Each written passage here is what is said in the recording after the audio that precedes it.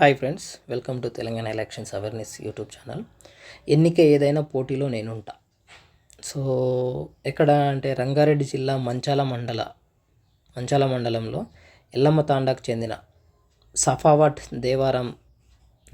దేవారం గారు ఏదైనా ఎన్నిక వస్తే స్వతంత్ర అభ్యర్థిగా నామినేషన్ వేస్తారట. ఇప్పటి వరకు 8 సార్లు పోటీ చేసి ఓడిపోయారట. తాజా సర్పంచ్ ఎన్నికల్లో 9వ సారి బరిలోకి దిగాడంట. సో 2013, 2018, 2020లో ఎల్లమ్మ తాండా వార్డు సభ్యుడిగా పోటీ చేసి ఓడిపోయారు. 2018, 2023లో ఇబ్రహీంపట్నం ఎమ్మెల్యేగా పోటీ చేశారట.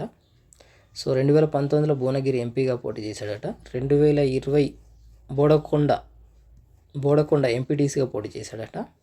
2020లో ఎమ్మెల్యేగా పోటీ చేశాడట. సో ఇది గొప్ప విషయం. ఎందుకంటే ఎన్నికల్లో పోటీ చేయాలనుకున్నప్పుడే ఇతను గెలిచినట్టుగా భావించాలి.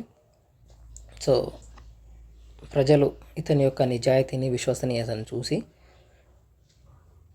తనకు సరైన ప్రాతినిధ్యం ఇచ్చే విధంగా చేయాలని మనవి.